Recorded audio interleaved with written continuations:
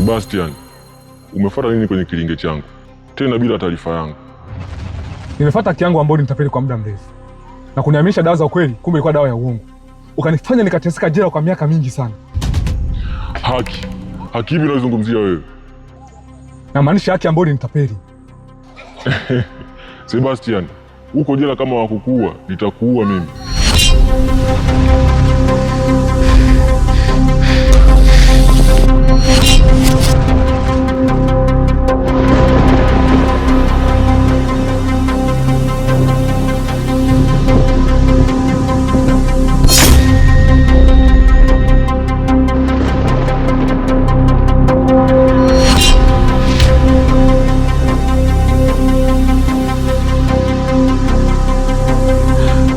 Usiniue.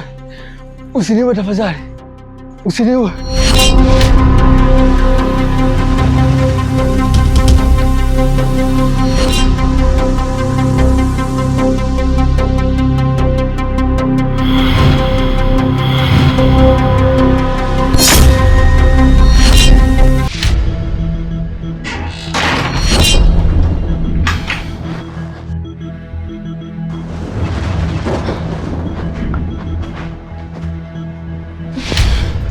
Habari yako anti? Salama. Vipi? Mbona juu juu? Karibu ukae. Oh, asante.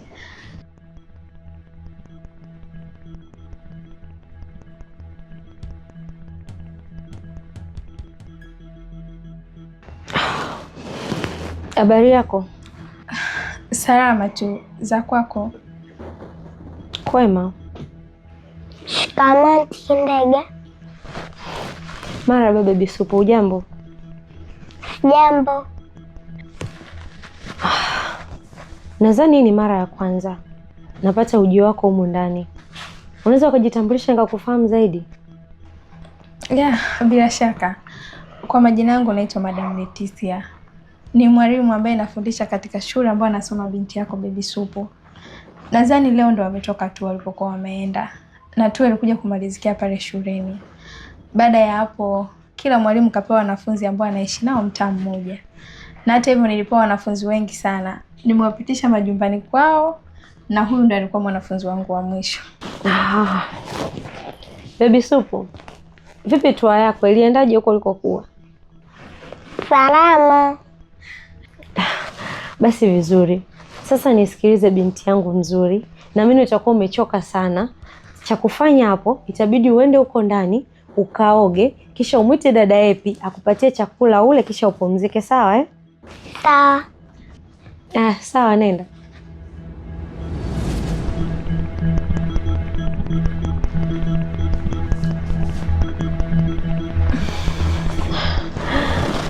Madam. Abe. Hapa ni nyumbani. Na ni nyumba inayomilikiwa na watu pia. Na kwenye kila nyumba kuna utaratibu wake. Nisingependa utaratibu uliojitokeza leo karudia tena. Samani anti. Ni utaratibu gani ambao nimeuvunja? Umeenda kinyume na sheria ya nyumbani kwako. Sio wa kuingia bila kuruhusiwa. Na moja kwa moja umefika mpaka ndani bila kujali hata ruksa ya mwenye nyumba. Anti, lakini nimebisha hodi na ukaniambia nipite ndani mwenyewe. Nikakuruhusu uingie? Ndio, unadhani mimi naweza nikaingia ndani ya nyumba ya mtu bila kuruhusiwa? Basi nilisahau. Sawa, kama nimekukaribisha. Sawa. Naomba basi kutoka. Nadhani muda umeenda sana. Ningeomba niende nyumbani nikapate kupumzika. Karibu tena. Uwe na wakati mwema madam. Sawa, na kwako pia.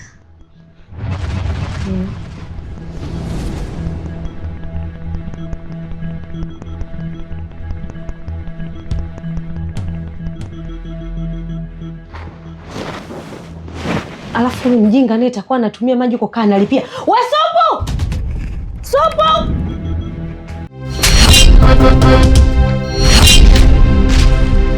Mshenzi wewe. Hivi we Seba, nguvu tulizokupa ni kwa ajili ya kulipia risasi vyako?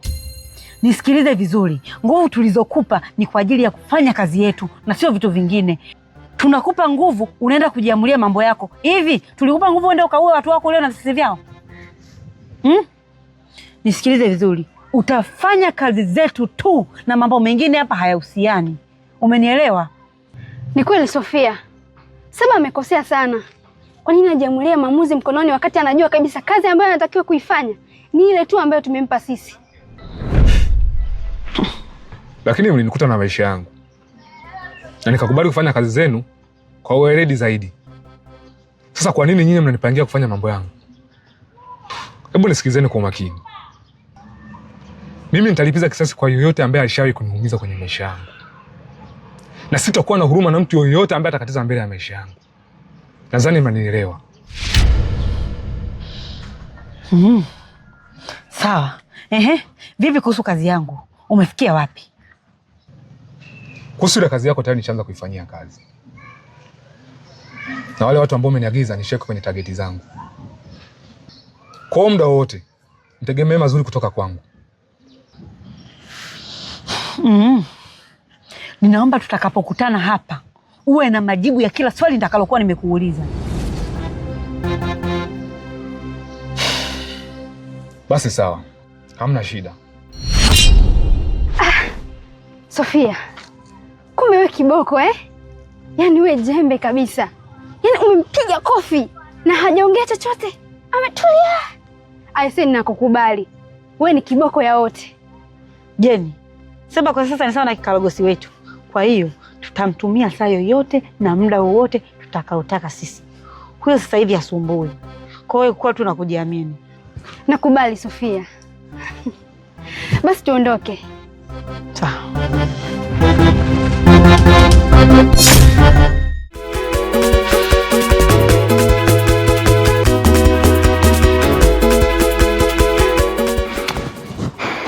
Mjomba, mpumbavu mwenyewe ambaye alikuwa anamtafuta huyu hapa.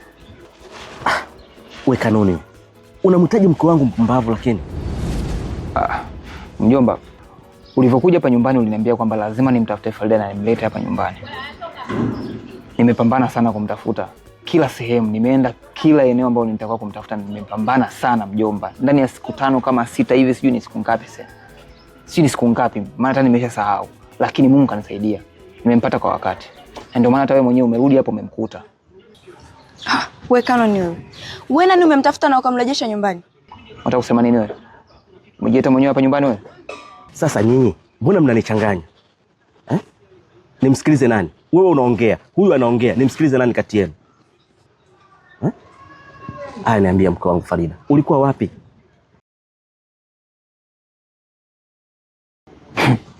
Unafikiri mjomba anaweza kukujibu? Hawezi kukujibu huyu. Kwa sababu sehemu ambapo alikuwepo yeye ni paibu sana mjomba. Hawezi kuzungumza. Na hapa kilichopo mjomba, kwa sababu umesha kuja, mimi naona jambo la msingi sasa hivi ni kufocus na namna ya kusaini kwake talaka. Aondoke kwenye maisha yangu kwa sababu umemkuta yuko, nimeshamleta nyumbani hapa. Asaini talaka zake tu aondoke. Tumalizane basi mjomba. Ni saini talaka? Alafu nikisha saini talaka ndio inakuwa hii. Kanoni, tumeshaliongea hili jambo zaidi ya mara 2 si mara 3. Nimeshakwambia mimi talaka siwezi kusaini. Yaani siwezi kamwe. Yaani hilo usahau kabisa kuhusu mimi kusaini talaka. Kanoni, mbona Farida ni binti mzuri sana? Amekukosea nini? Kwa nini msikae mkayazungumza, mkayamaliza haya? Mjomba, mimi nimeshakwambia mazonge yote ambayo kayafanya Farida unayafahamu.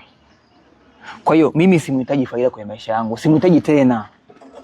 Na msimamo wangu ni mmoja tu. Yeye inabidi asaini talaka, aondoke kwenye maisha yangu, aniache ni focus na maisha yangu, naye akafanya maisha yake mengine. Sasa ameamua kuchagua maisha yake bwana, ameenda kuishi huko na watu wengine. Ameamua kufanya udhalilishaji, kunidhalilisha kwa watu hapa. Aondoke tu nyumbani kwangu bwana. Na kwaje bwana? Na hata hivyo mjomba, mimi sasa hivi nimefocus na maisha yangu, niko na mwanamke wangu ambaye nampenda sana. Nadhani hata wewe mwenyewe ulimuona. Sasa hivi ana ujauzito mjomba, inabidi ni focus na kale ka Junior kale. Mwanangu anakuja muda wowote. Nakuja kuheshimisha familia mjomba. Kanoni, mbona hutaki kumsikiliza mwenzio lakini? Lakini kumbuka Farida ni binti mzuri sana, na sijui tatizo liko wapi. Kwa nini msikae mkayamaliza? Ni swali lishakuwa gumu sasa. Itabidi nimpigie mama yako simu ili aje tulizungumze. Hiyo nzuri hiyo mjomba. Hiyo nimeipenda sana. Safi. Kwa sababu kama mama anakuja, inabidi na yeye huyu ampigie mama yake. Amlete mama yake hapa ili tukija kukaa kwenye kikao, tuwe pande zote mbili tukae hapa. Kanoni, mimi sioni kama kuna ulazima wa kumuita mamangu eti aje kusikiza vitu ambavyo havina vichwa wala miguu. Jamani, siwezi kumuita mamangu aje huku. Kwa sababu sioni hata kitu cha maana cha kumsumbua mamangu atoke kule nyumbani na alivyo mgonjwa, aje mpaka huku, alafu asikilize vitu ambavyo havina vichwa wala miguu. Siwezi. Mamangu hawezi kuja hapa. Wewe ongeleshe tu. Nimesema kwamba lazima usaini talaka zako ndo uondoke.